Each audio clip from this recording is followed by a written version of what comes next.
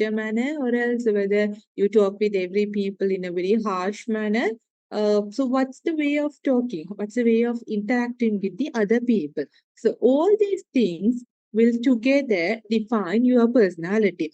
It's not just about acting to a particular situation. It's not just about reacting to a particular person or maybe the situation. It's not just about interacting with the other people.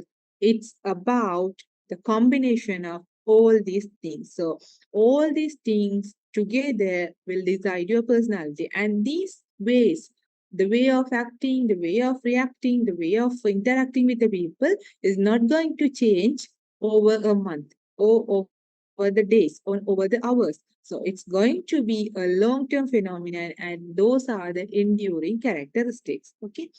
So this is what the personality means. So if we see like how the personality comes from, so how a person decides the way of reacting, acting, and interacting. So it may be from many sources like the parents, culture, friends, environment, genetics, and work. So these are the main things which is affecting the personality of an individual. Okay.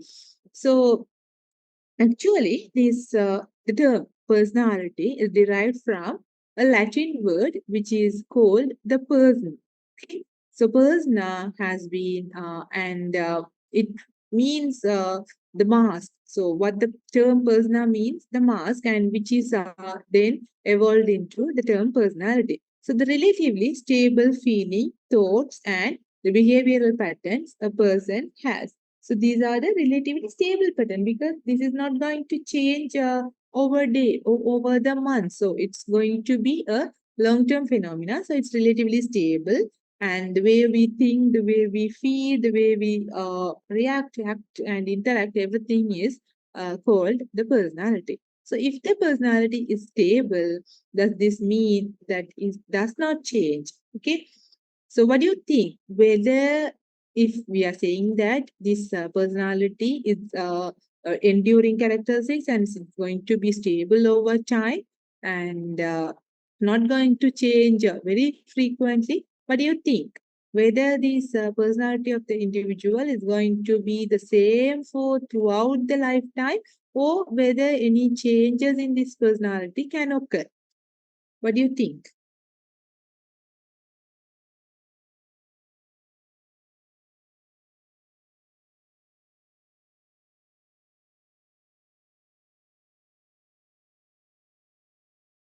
Any changes can occur or it's going to be the same for the whole life?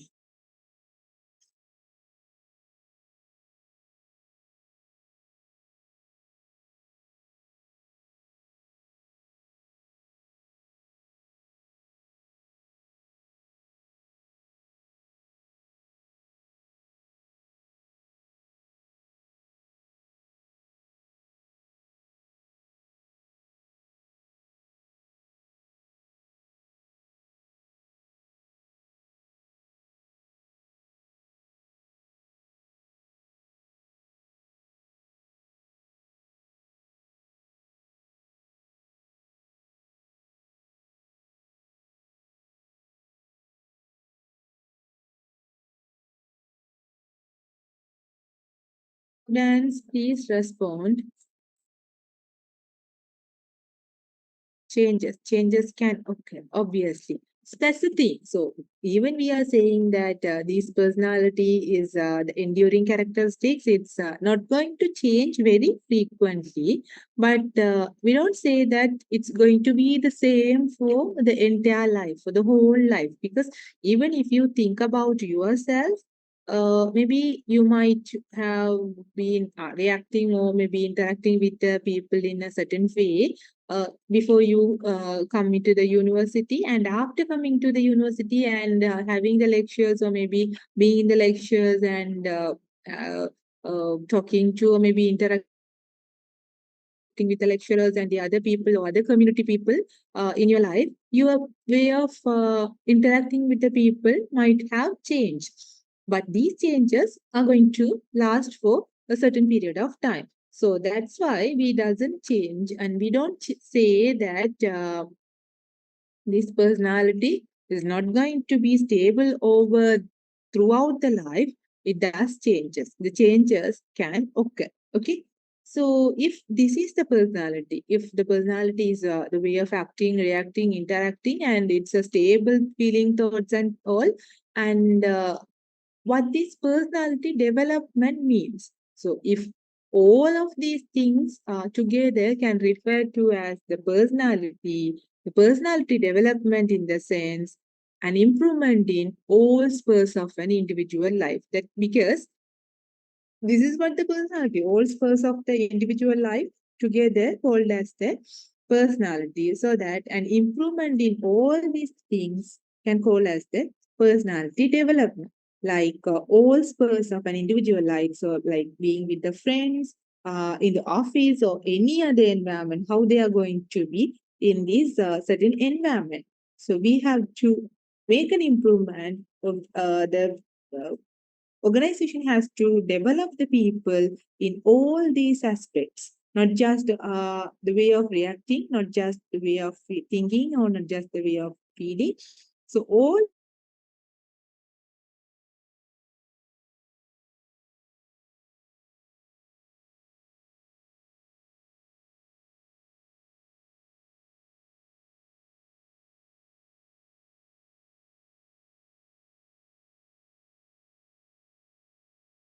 a mark of his or her own. So personality development helps the people to groom themselves. They have to grow themselves. Okay. So if the overall personality changes only, then the people would get into a better job, get into a better organization, or even after getting into a particular job, they can grow themselves and achieve the better positions in their career. So in order to do all these kind of things, and development in the personality is necessary. And second one, the personality development goes a long way in reducing the stress and conflict. Again, when you are developing as a person, as your personality develops, you will be experiencing less stress, and you will be having the uh, minimum conflict with other people, because you are going to develop the way of interaction. Maybe the development is in the sense it's obviously going to be a positive one, so that you will learn how to deal with the people, how to wish them when you meet when you are meeting them first time, and how you have to say hello, how you have to maybe shake your hands, how you have to smile at them. So all these kind of things you are going to develop. So if you are developing these ways of interaction, then obviously you are not going to have much conflict with the other people, so that it can reduce the conflict with the other people. So that is also another importance of this personality development. And the third one is the personality development help you develop a positive attitude in the life, because you are developing the ways of interaction. Then the conflicts is not there. You are experiencing less stress, and then you have learned how to react to the situation. So all these things will together put you in a positive mind or positive attitude in your life. Okay. So these are the importance of these personality development. So personality is the way you act, react, and interact, or else the stable pattern of feeling, thinking, and all. So if that is the personality, and development in all spheres of these things together can be called as the personality development. And why this personality development is important is because it allow an individual to grow themselves, and it can reduce the conflict and stress, and it can put the individual under a positive attitude all the time. Okay, these are the importance of this personality development. Is it clear? Now we are moving on to the personality characteristics, or maybe the personality types. Shall we? Okay. So now we are moving into the types of personality, which is also very familiar to you all. So that is the big five personality. So one of the famous model which classifies the personality or talking about the personality is the big five personality types, where the authors of this model have classified the personality under five different categories. One is extraversion, and the other one is agreeableness, and the third one is the neuroticism, or maybe uh, the person who is having the emotional stability, and then openness to experience, and the other one is the conscientiousness. Okay, so these are the five different types of personality according to the big five model. So you might be very familiar to you familiar with this model. uh, Though you are very familiar, just to refresh your knowledge, we will go through this model once again. Okay. So the first personality type we are focusing on is the openness. So openness to experience is the degree to which a person is curious, original, intellectual, creative, and open to new ideas. So that means how to what extent an individual is open to new ideas, to what extent he or she wants to create the new things, innovate the new things, try new things, try the adventurous activities, engage in the adventurous activities. That is what called as the openness to experience. So these type of individual, they don't want to follow the traditional way of doing things. They don't want to follow the rules and regulation. They don't want to follow the policies, guidelines of doing a particular activity. So whatever they do, they try to find a new way of doing it, a new thing there. Okay. So that is what the personality of these openness to experience people. So the people who are high in this openness are highly motivated to learn the new things. So they always want to have the new things or expose something new in their life. So they are really motivated to learn something new skills, and they do well in the training settings. And whenever they are put into a training to learn something new, or maybe a new workshop, they will be performing very well because they are very keen on learning the new things, learning new ideas, new engaging in the new activities. So they also have an advantage when they enter into a new organization, because if these people always want to produce something new, always engage in something new activity, then obviously that might be beneficial for the organization, because they will create something new, innovate always in the organization, and which in turn can help the organization to be very innovative and outperform the competition. So again, they will have also an advantage in the organization. Their open mindedness leads them to seek a lot of information and feedback about how they are doing, and to build a relationship which lead a quicker adjustment to the new job. And again, in order to do new things, in order to develop the new ideas, they will always look for the new information. They always look for the information. They need a lot of information if they want to innovate something new, if they want to produce the new ideas, and they want to build the relationship with others as well. 1 minute.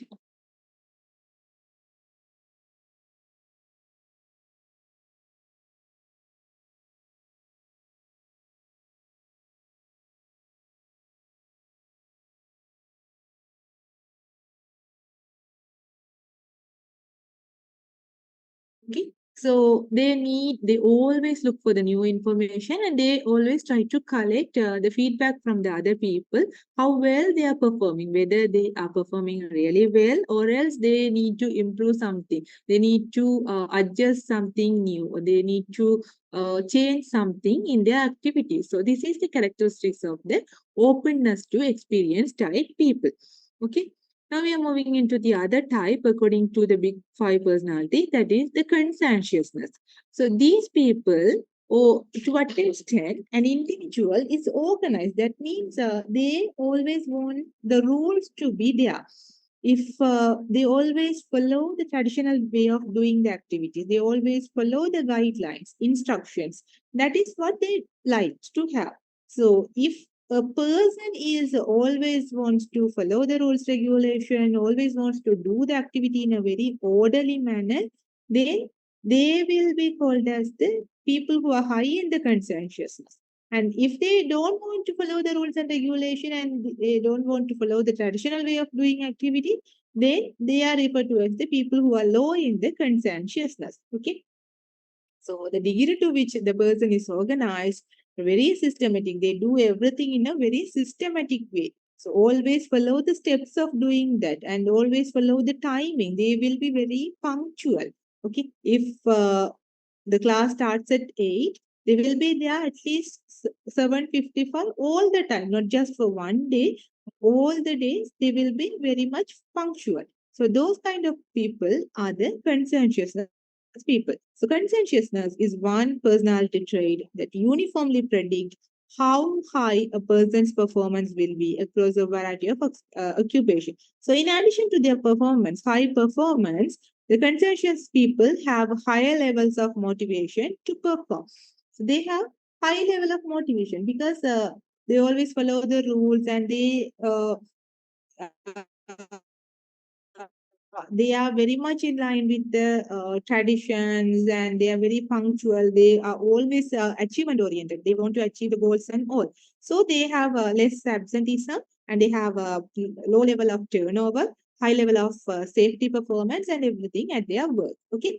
So these are some conscientious, the characteristics of the people who are high in the conscientious. And the next type of personality, according to this Big Five model, is extraversion. So, extraversion is the degree to which a person is outgoing, talkative, and sociable, and enjoy being in a social situations. Okay, so this means these type of personality, the people who are high in this extraversion, they are really outgoing. So they always want to have friends. They always want to deal with the new people, and even they are put into a new situation, they will become friends very easily with the other people in within seconds or within minutes. They can easily mingle with other people and become friends because they are very talkative. Always they will be talking. Okay, they are not silent. They always be talking, and they are very social. Always be in a place where they are surrounded by the people and they enjoy being in a social situation. They always want to go out with their friends. They always want to hang out with their friends. They always want to uh, engage in the parties. They always want to arrange the parties. So that is the type of this extraversion personality. Okay, and extroverts do well in the social situation, and as a result, they tend to be effective in the job situation. And extrovert type of personality, they are really well in dealing with the people and talking to the other people. So whenever they put into a situation where they want to talk with other people and interact with other people, they will be performing well. So in the same way, since the interview is the one they are where the people want to interact with the other set of people, they will be doing very well in the interviews if the person is the extroverted one. Okay, so they have an easier time than the introvert. So opposite of the extraversion, we can say it as the introvert. Okay, so since the extroverted people, they can easily adjust to the people and they can become friends with the other people within a very short period of time. But the introvert, they need a long period of time to adjust themselves according to the other people, and they take a long period of much time to mingle with the other people. They always seek information and feedback and build effective relationship which helps them with their adjustment. Okay, so here you can see how the extrovert would be and how the introvert would be. So I'm staying in tonight and I'm staying in tonight. So if you want to stay at your friend's home, the extrovert would be very happy because they can have the conversation with their friends and they can spend their quality time together. But the introverts, they will be very sad because they don't want to stay with the people. They don't want to talk with other people. They always want to be alone because they are very shy and they want to separate themselves from the other people. So this is the characteristics of the extraversion. And the next type of personality, according to this Big Five model, is the agreeableness. Okay, so agreeable means the degree to which a person is nice, tolerant, sensitive, trusting, uh, kind, and warm. So these kind of people, again, they are somewhat extroverted, but what they want to is they always want to help other people. And whatever the second person says, this person is not going to react in a harmful way. So they will be like very friendly, and they will be very kind. Even you like hit them, they are not going to hit you back. So they will show as Jesus. So they are going to be very kind, trusting, saints, and they always want to help other people, help elders, help children, even uh, whoever they are. They always want to be. They are very helpful minded people. So, and if the other people say something, these people are not going to argue against them. These people are not going to oppose that opinion. So, whatever they said by the second person, they are going to agree with themselves. So, that is what the agreeableness people.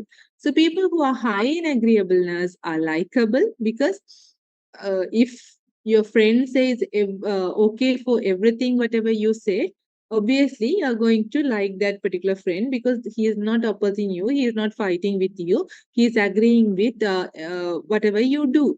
So the people who get along with others, not surprisingly, agreeable people help others at work consistently. They are very helpful minded, and they will help you forever, not just for one day. They will, whenever you need a help, they will be there for you to help. Okay, and this helping behavior not depend on being a good mood. And whatever their mood, even they are in a bad mood, if you go and ask for a help, they will be helping you. It does not mean that whenever they are in a good mood, they will help you, and whenever they are in bad mood, they won't help you. It does not mean like that. Whatever the mood they are in, they will help you if you ask for a help and if you need for a help. Okay. And they are also likely to retaliate when other people treat them unfairly. Okay. So they are also going to retaliate, they separate themselves when others are treating themselves unfairly. But what is their core characteristic is a very helpful minded people. Okay, so the final characteristics according to these big five personality is the neurotism, or else we can say it as the emotional stability as well. So the degree to which a person is anxious, uh, irritable, aggressive, temperamental, and moody is called as the neuroticism. If you are becoming very tense for even for a small matter, or even for a small thing or small issue, if you become very tensed, very much serious, and very anxious about the situation, and you become very moody, then you are very much high in the neuroticism, or else your emotional stability is really low. Okay, so if something happens, you immediately you become moody, and you become sad, tensed, and anxious. And uh, that kind of person is a neurotism. So these people have a tendency to have the emotional adjustment problem and experience stress and depression on a habitual basis, because habitual basis in the sense they always be tense, and they always be anxious, and they always be in a depressed state, because these people are not going to experience these things in an occasional way. So consistently they are going to be in a stressful condition, and they are going to be in a depressed way. So this is experienced by them in on a habitual basis, and the people very high in neuroticism experience a number of problem at work, because even for a small matter, even the boss scold you, or maybe said something that you are not acceptable, then they will be become very moody, and over the day they will be in the same situation. Or even for the small things, maybe a small meeting, they will be very tense, anxious about those things. Okay, for example, even if you want to if you are a very you are a person who is very much high in neuroticism, even for a small presentation, you will become very anxious, very much tense, very much stressed about those presentation. Okay, so because of these things, if the person is tense and anxious, He may not able to perform well in the organization, and as a result of this, they will be facing many problem at work. Okay, so that is the personality types of these neurotism people. Is that clear? What the personality development, and what are the big five personality types? So all are almost familiar to you all. Just to refresh your knowledge, I have gone through these things again. Is that clear? Anything to ask?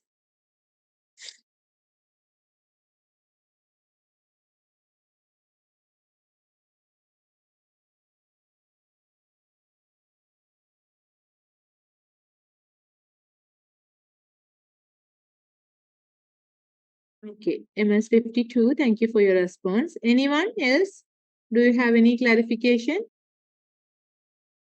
No, ma'am. Okay, okay, thank you for the response. So, since I haven't take classes for the last Monday and the previous Monday, I just plan to have a 2 hours class for you today. Is it okay? Is that fine if we can continue the class? Do you have any other class? Shall we continue? If it is okay. Okay. Thank you for the responses. So, after having a small break, we will continue the class where we are going to learn about these Generation Y, the characteristics of them, and the spirituality, value, and attitudes. So, those kind of things we will learn after having a small break. Okay, you can have a break and you can refresh yourself and maybe come back at 11:36 after a 5 minutes break. Okay.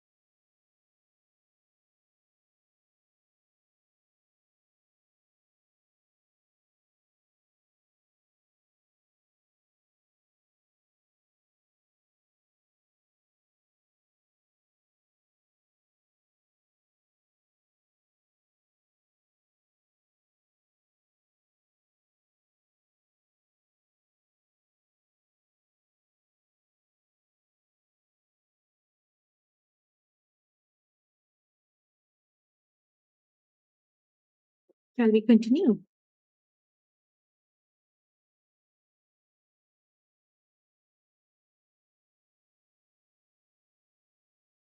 Okay. So, as I said, now we are moving on to the other part of this chapter, which is about the generation Y. Okay. So,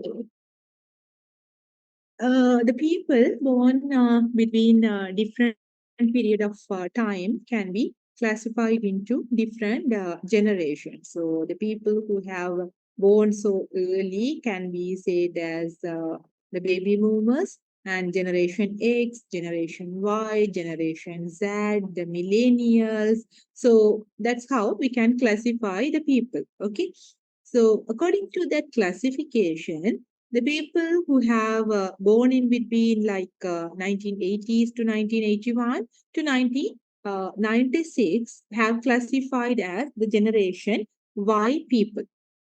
Okay, so why we are looking especially into this generation Y in this particular chapter is because who were born in between 1980s or 81 to 1996 who will be like in the age of 30s, 25 to 40, who will be in the career, the people who born in this period have occupied most of the career positions in many organizations. Okay, so people who are like who has born during 1995 to 1960, 1996, 1994, those kind of people who will be in their late 20s now, maybe 27, 28 years old now, and they will be in the front level positions, maybe the very early career positions they will be in.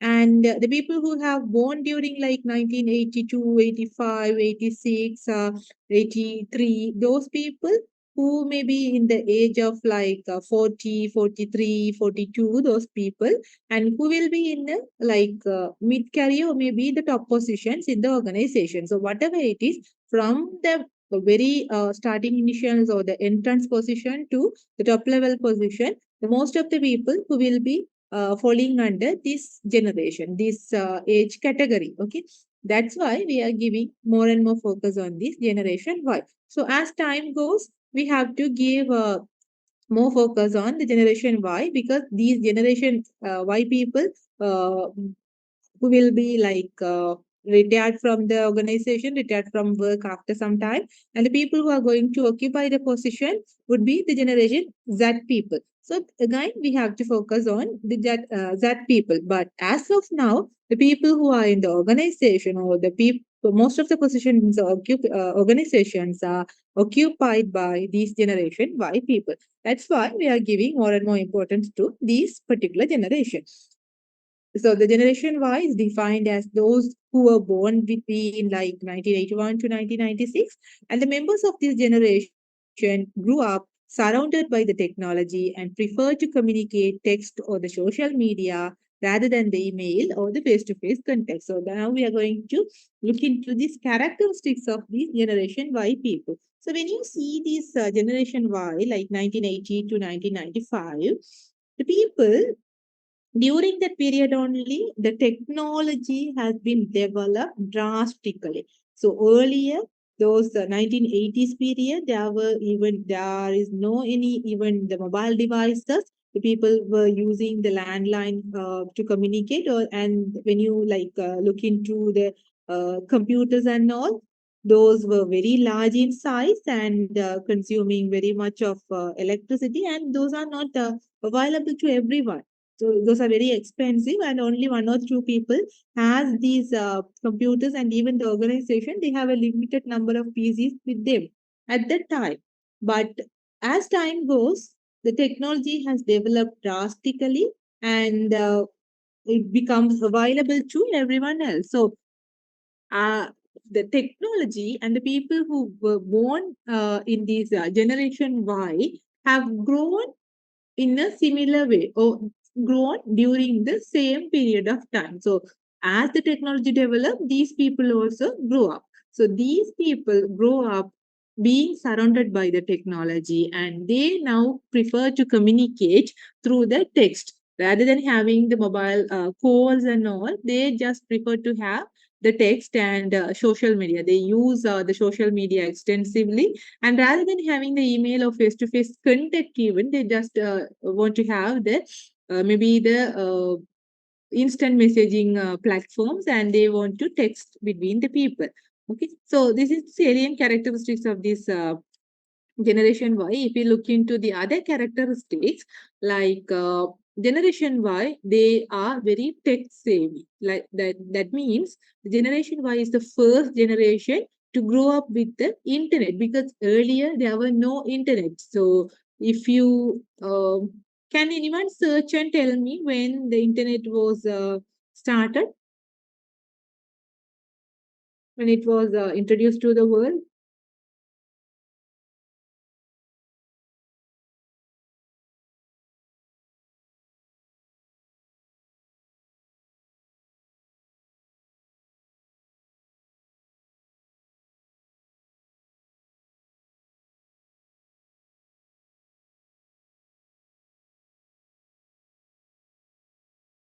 Anyone? Just search or explore the internet and let me know when it was actually started.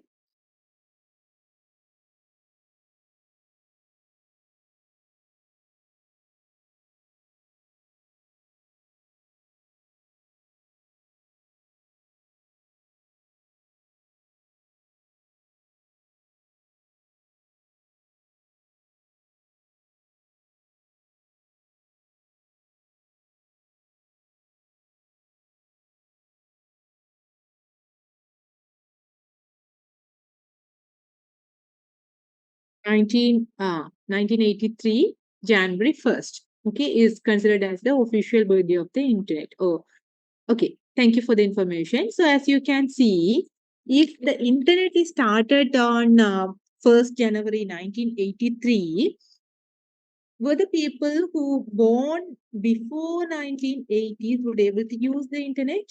No. So the first generation who use the internet or grow up with the internet is the generation Y people, because both the internet and they were born in the same period of time. So the cell phones, digital communication, all these kind of things have been developed after the generation Y. Okay, so that's why these people are called the tech savvy. So these professionals are really comfortable learning and using these latest software releases, maybe the internet, the digital technology, new software. So everything has been grown up or everything has been developed during this period, and still it grows up. So these people are very comfortable because they might be the one involving in this development, or maybe they might be the one first using these technologies. So they are really comfortable in using these latest software releases and these internet and all. So they may find it easier to learn the new software, such as maybe the chat platform, because they prefer to have the chats rather than the formal internet, formal email messages, or maybe the text phone calls, or maybe the face-to-face communication. Rather than those kind of things, they prefer to have the chat. Okay. And the next one, Generation Y values the flexibility. So the second characteristics of these Generation Y people, they really, really value the flexibility for themselves. Okay. They don't want to work under the strict schedules in the organization. So even they are working under the organization like 9 to 5 schedules, they prefer, if the organization can offer them the flexible work schedule, obviously they will go for that work schedule. If the organization has an option like you can work under maybe 9 to 5 work schedule, stick schedule, or else you want, if you want, you can have the flexible timing also. If there is an option is available, the people definitely go for this flexible work schedule, because they give more and more importance to the flexibility. They don't want to stick to the schedules. So what's their point of view? What's their concern is getting the work done. If you can get the work done at any time, you can work. So that's their concept, that their mindset of these Generation Y people. So many millennials prefer a workplace which is very with a flexible schedules and the workplace. So since many millennials hold the computer-based jobs, They may seek the positions that are at least partly remote and allow them to work outside of the traditional 9 to 5 schedule. So, even if you are not allowing full time flexibility, at least a part of the job they are expecting to be very much flexible because they don't want to work these 9 to 5 schedules. If they want, they can work outside, even outside of these work schedule, maybe after 5 or maybe even before the 9 o'clock they can work, but they don't want to stick to that particular schedule. So that's the second characteristics of this generation Y. And the third characteristics of generation Y is they seek the work-life balance. So work-life balance is one of the main thing or main concept that the people are always worrying about, even they are talking about. Okay, so the thing is, if the workload is really high, the people are not, or they maybe the employees are not able to manage the family responsibilities, and when they have to manage large family responsibilities, maybe looking after the kids and maybe the elder ones, they may not able to manage the workload. So balancing both of these things, the workload and these family responsibility, is a concern for the people, and the people are very struggling with this management. So generally, the people who were born between this period of time, the generation Y people, they have a solid work-life balance. So they seek for the work-life balance and they take some arrangements and they do some arrangements and they take some initiatives or actions to balance their work and the life in a proper way. So they prefer the jobs that allow them spend more and more time with their family, because even you offer them a high salary, but and if you ask them to be available 24/7, they won't get that salary and they won't get into that particular job, because they prefer the jobs which allow, which give them the much flexibility and allow them to spend a great deal of time with their family. They give more and more importance to the family. So that is one of the characteristics. And the other one is Gen Y is result oriented. Okay. So since they are valuing flexibility, that they are result oriented. So they are not focusing on the process, whatever you do, but if you can achieve the results at the end, that's okay, that's fine. If you are not even coming to the office, that's fine, but what we are expecting is you have to get the work done, you have to achieve the results at the end. So if you can do that, we are not worrying about this timing, your attendance, the way of doing things. Thing. So that is what the generation Y is concerned. They would rather tell you what they accomplish instead of telling you how long they worked. Okay, so these type of people, they won't tell that I have been in the office for 8 hours today, 10 hours today. So they don't say so. So what they will say is, I have achieved this uh, particular target today. I have achieved these things last week. So that would be their concern, because they are more and more focusing only on the results, nothing on the process or maybe the time they have spent to achieve that particular results. Okay.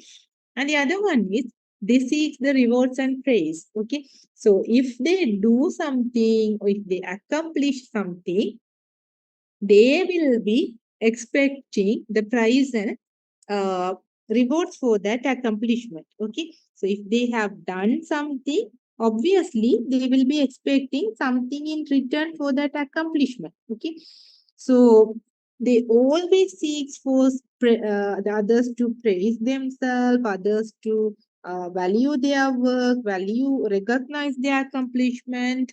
That is what their concern would be. Okay, so if they have achieved or maybe become the best employee of the year, so they want that recognition. They want to be to be praised by maybe the top manager or maybe the boss of the particular organization. So that's what their expectation. Okay, and they want to post these kind of recognition or maybe the praise and all in the social media, and they want others to congratulate them or they others want to wish them. Okay, and the other one is the generation Y are the innovators. Okay, so they look for the new ways to be more efficient, so they are very innovative and they always look for the new ways to do the things, and they want to be very much efficient. they often ask the question about a rule or maybe establish the process so they can better understand the ways to make the improvement. So what they will do is though you are telling about maybe if you say them like I have achieved this amount of sales this year, so they will be questioning you how you have done this and what's the way that you follow. So they will question you in order to understand what's the process you have followed and is there any way to improve the process, any improvement can be made in the process. So in order to identify those kind of things, so they will ask questions and they will seek for the information. So the ability to apply their knowledge of maybe the new software, maybe handling the new technology and automate the process, they try to innovate something in the organization. Okay. And the other one is they enjoy the collaboration. They always want to work with the people. They don't want to work alone. They don't want to work individually and have the individual achievement. It's not their concern. They want to work with other people, achieve the results in collaboration, achieve the results as a team. So that's what their concern would be. So instead of working individually and focus on a specific set of tasks, the members of the generation Y often try to find the ways of working together to complete the project. Okay, so they don't want to work individually. They try to find the ways of working together with the other people as a team. Okay.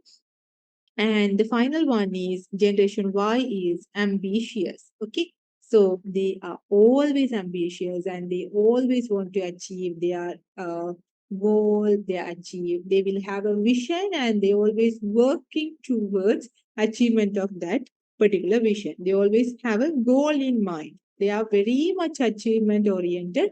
They are very much ambitious. Okay.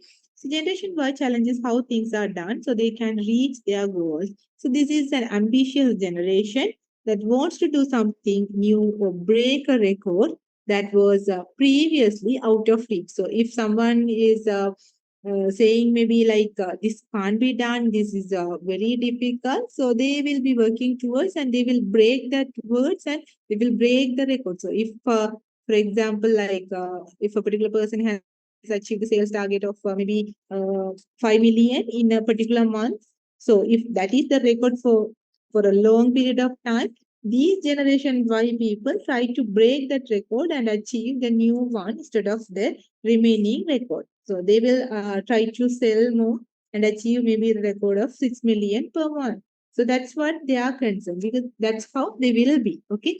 They are really ambitious. So these are the characteristics of generation Y. So we can put these characteristics in a very short form, like they are very tech savvy, family centric, and seeking for the work life balances.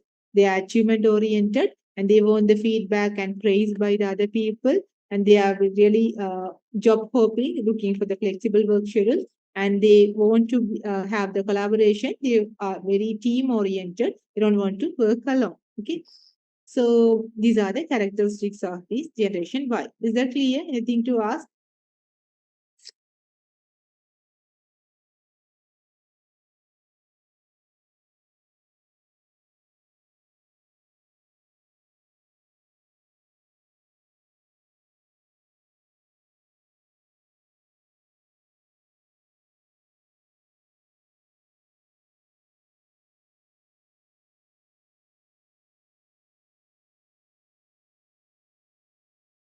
Okay. If it is clear, we will move to the next part.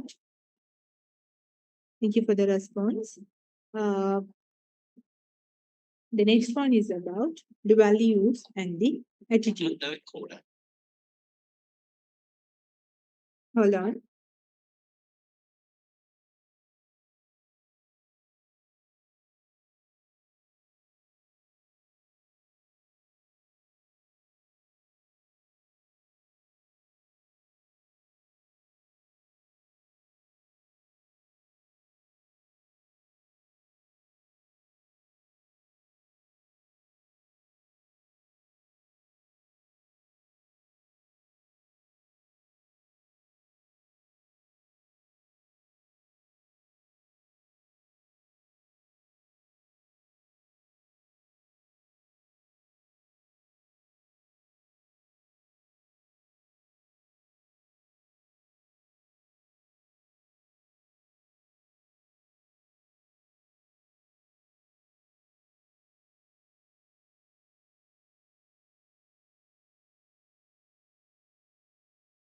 Now we are focusing on the values and attitude. So it refers to the stable life goals that people have reflecting what is most important to them.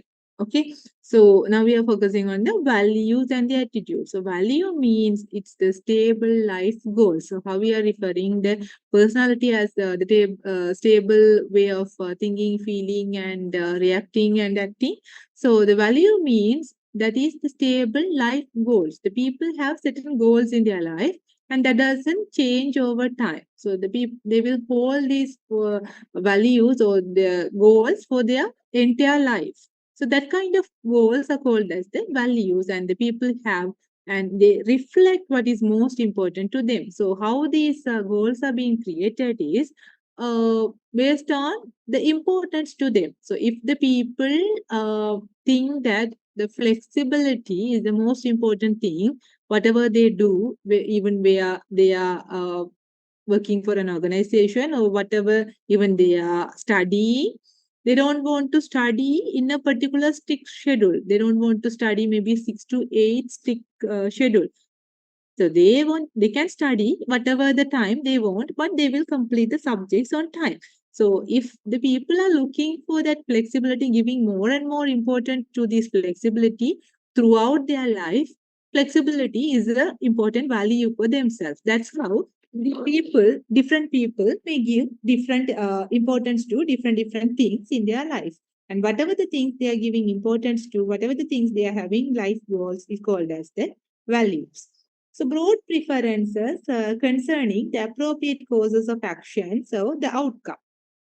Again, these value will give you or tell you what are the appropriate courses of action, what are the appropriate actions and outcome to you, and what are not appropriate, what are not acceptable outcomes or the actions to you. So the values that are important to people tend to affect the types of decision they make, how they prefer their environment, and how they perceive their environment and the actual behavior. So, if you are looking for a flexibility in your life, if that is the most important things to you, whenever you are making the decisions about your career, whenever you are applying for a career, whenever you are going for an interview for a particular job, you will be giving more and more importance to the flexibility, and you will evaluate whether this particular job can give me the flexibility, or whether this particular organization can allow me to work on a flexible schedule. So you will evaluate the things around you based on your values, and based on that evaluation, you will take decisions. So if you find that maybe that particular organization will not allow you to do or work in a flexible schedule, you may not prefer to work for that organization. You may not take a decision to join that particular organization. So these values can affect the decision that you take in your life. Okay. The next one is early family experience a really important influence over the dominant value. Okay, so how these values are being created is based on the importance, and again, the family experiences which you have in your childhood may have some great importance in these value. So, value of the generation also change and evolve in response to these historical context that the generation grows up in. So, the value a person hold will affect his or her employment as well. As I already said, uh, that will affect the decision. Even the employment decisions also will get affected by these values. Okay.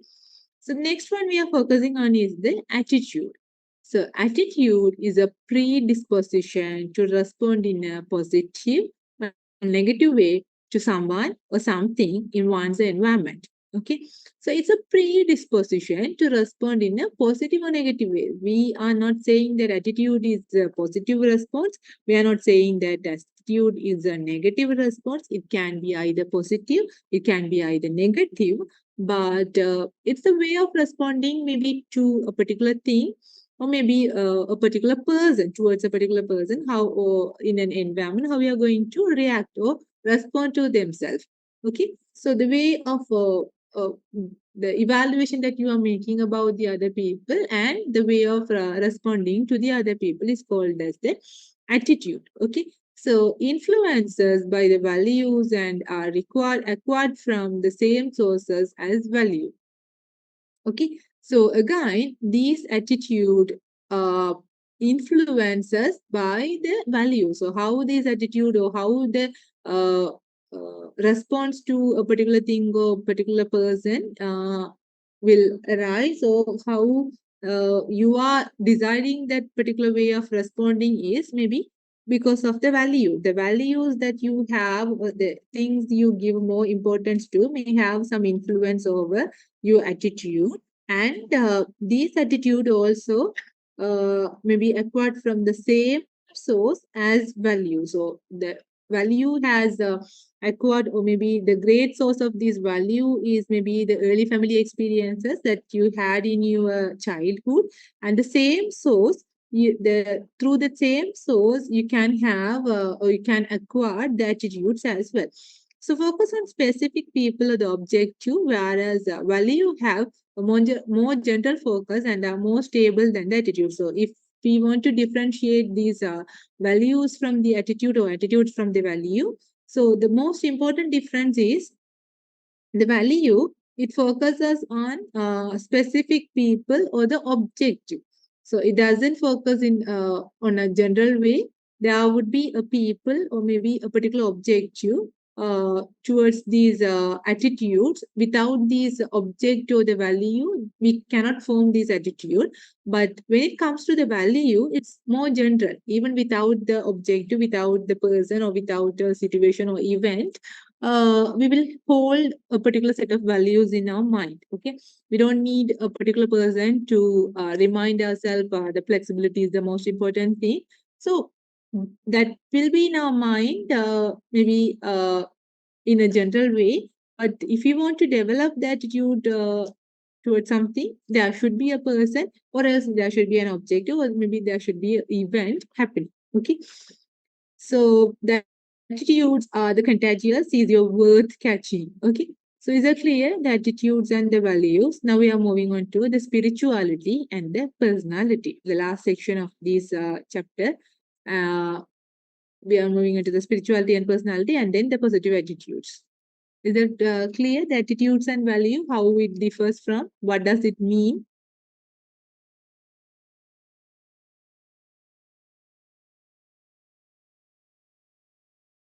Ola already learned thing, nothing new. All these things have been learned in organizational behavior management, just refreshing or something, giving some different ways of defining these things.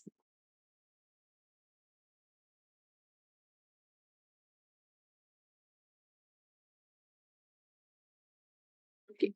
If it is clear, now we can move to the other part, that is spirituality and the personality. So by practicing the spirituality, so have you heard about the term spirituality? What do you mean by it? Anyone can put your response in the chat box. What do you mean by the spirituality? Can search for and put your answers in simple words. What do you mean by the spirituality?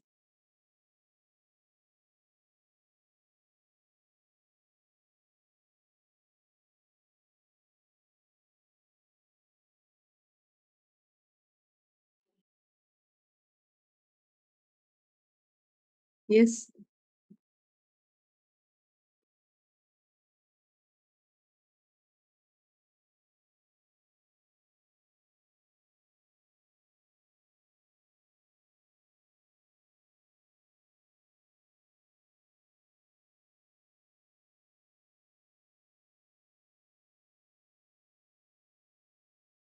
anyone? What do you understand, or how you can describe the spirituality?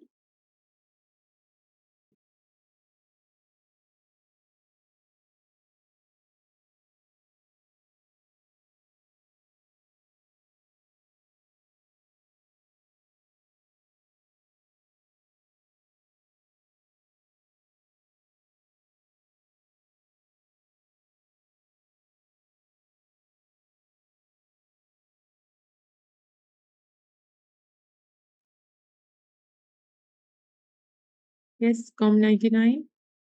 You want to say anything? The quality of being concerned with the human spirit. Yeah, that is one of the way of describing the spirituality. Uh, Psychical in the sense, 69. Could you please elaborate more? Actually, the spirituality in the sense, as you said, the quality of being concerned with the human spirit in the sense that it's a belief or maybe the sense of thinking that something is bigger than the human life or maybe the sensory expressions are there. Okay. So something more than the human or maybe the sensory feeling or maybe bigger than yourself is there. So that recognition or maybe that thinking or maybe that sensation is called as the spirituality. You are believing that it may be the God or maybe you may believe in something invisible things which is not there. It doesn't mean that the belief, the trusting, or maybe believe in the God. So we don't say that is what the spirituality, but we are believing that more than the human being, more than ourselves, something is bigger than ourselves is there in the world. Okay, so that kind of belief is called as the spirituality. So that belief, the spirituality can interact in a way with the personality. So, by practicing the spirituality, a personality changes permanently for a better thing. Okay, so if you believe something is bigger than ourselves is there, so you will behave in a very ethical way because you think that we are not the best one in the world. Something better than ourselves is there in the world. So you will change in a permanent way to become a better person, to uh, achieve a position or maybe to hold a position which you believe that is the bigger one, the best one. Okay. So, along with the helping oneself to be more positive, this change in attitude has a positive ripple effect on the people around one. And the same way, if you change yourself to be a better person, if you change your attitude to become a better person, that will have the effect on the other people as well.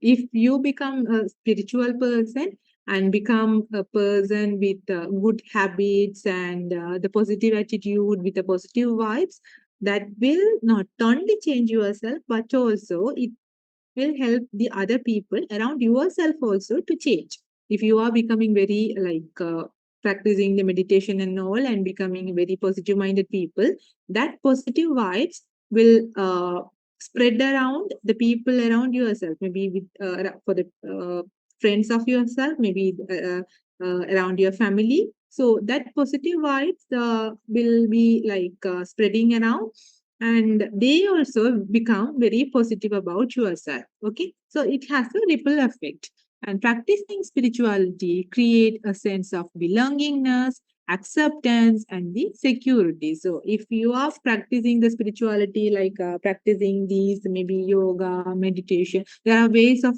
practicing the spirituality, and if you are engaging in these kind of activities, you will feel a sense of belongingness to the other people, and you will feel a sense of acceptance. You are being accepted by the other people, and again you will also accept the other people uh, beyond their maybe errors or maybe the differences in their characteristics. You will accept themselves as it is, and then you will feel a kind of security. If you are feeling very insecure about yourself, by practicing the spirituality, you feel a kind of a sense of security. Okay, so it promotes the strong relationship among the individual and increases the personal well-being as well. If you are practicing the spirituality, and it can help you to develop better relationship with the other people, and also all these things will put you in a better position, better well-being. Okay, you will be in a better personal well-being position. So being spiritual help us to cope easily with the changes happening around us. Okay, you even something changes around yourself, you won't be worrying about those changes. You will adapt yourself, or you will change or adjust yourself to accommodate those changes, and to adapt those changes. You will adjust yourself, and you will be adapting yourself to that particular changes in a very easy way. Okay, so having a spiritual outlook in life help us to find meaning in every event, even in difficult surrounding. Okay, so spiritual outlook will help you to find meaning in every event. So whatever happens around you, even if you get better results in your examination, you will try to find a meaning in that. Even if you are not getting the expected results in the examination, you will try to find a meaning out of that. Okay, so you will try to find meaning in every event. Even you meet someone, even you are not meeting someone, you will try to find a meaning out of those events. Okay, so trials and mistakes are part of the growing up and the personal development. So as a process of the spiritual development, in a process of the spiritual development, you will make some mistakes, but it's not a failure. You will you are learning something out of those mistakes. So it's a part of the growing or the progress. Okay, so we tend to let go and sail with the wind. So we accept the challenges as a part of being work in progress. So all those things are part of the work in progress. All those things are part of your personal development. Okay.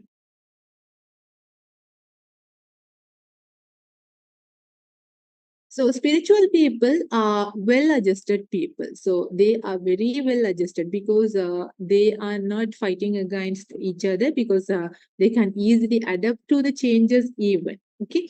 So if something changes in the environment, they don't worry about those changes. They will find some meaning out of those changes, and they will try to find out the advantages involved within the changes, and they accept the changes and go with the changes. So they know how to thrive in every situation. So even the situation is very bad, or even the worst situation, they know how to thrive out of that situation. So they always have high self-esteem, optimistic outlook, and strong relationship with the people. So they always look every situation in a very optimistic, in a very positive way, and they have a strong relationship with the other people.